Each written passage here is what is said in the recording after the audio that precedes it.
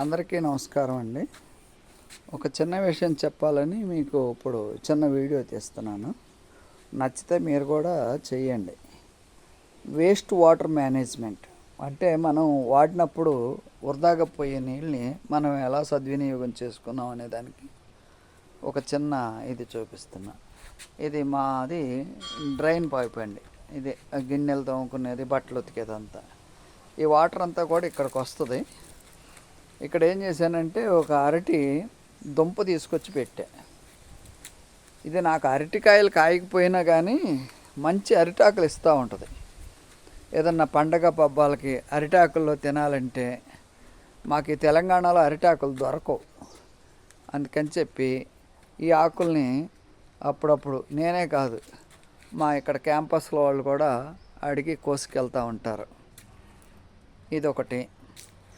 తర్వాత ఇంకోటి ఏంటంటే ఇక్కడ మా షింకు, ఇది జనరల్గా గార్డెన్, ఈ క్రోటన్ మొక్కలు షో కోసం పెట్టాను. ఇదేమో బ్రహ్మకమలం చెట్టు.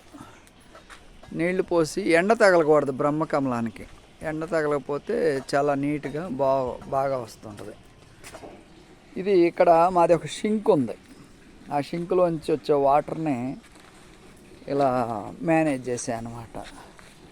ఇది దాదాపు ఒక 4-5 సంవత్సరాల నుంచి మెల్లగా ఇలా చేస్తూ ఉంటే షింక్ దగ్గర మీకు కనపడుతున్న కిటికీలు బాత్రూమ్.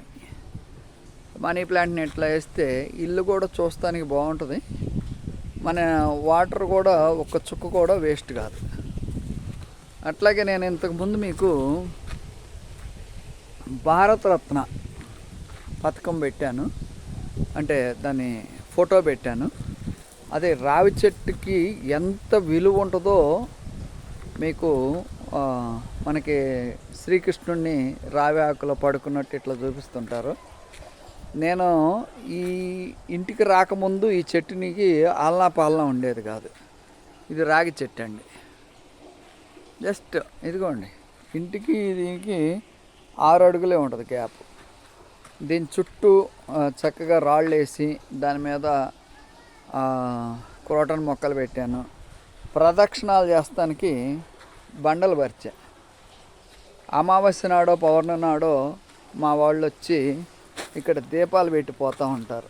మేమే కాదు, వాళ్ళు కూడా వచ్చి దీపారాధన చేసి పోతూ ఉంటారు. ఇక్కడ దీపాలు రెగ్యులర్గా ఏం పెట్టరు. అది ఏదన్నా మనం కొద్దిగా శ్రమ చేసుకొని ఖాళీగా ఉన్నప్పుడు ఇటు అటు చేస్తుంటే చూస్తానికి మన ఇంటి పరిసరాలు చాలా నీట్గా ఉంటాయి. మీరు చేయకపోతే కనీసం మీ పిల్లలకి, ఎస్పెషల్లీ ఆడపిల్లలు, ఇంటిని చక్కదిద్దేది ఆడపిల్లలు. ఈ ఆడపిల్లలకు కూడా ఇలాంటి అలవాటు చేస్తూ ఉంటే భవిష్యత్తులో వాళ్ళ ఇల్లు ఇలా చక్కగా అందంగా తీర్చిదిద్దుకుంటారు. జస్ట్ రోజు ఒక అర్ధగంట చాలు, చాలా బాగుంటుంది. ఇదిగోండి నిచ్చెన. అంతకుముందు పాత నిచ్చెన ఉండేది, అది ఎరిగిపోయింది. నేనే ఈ దగ్గరలో ఉన్న 2 బొంగులు కొట్టుకొచ్చుకొని దానికి ఇనప వైర్లతో ఇలా కట్టేసి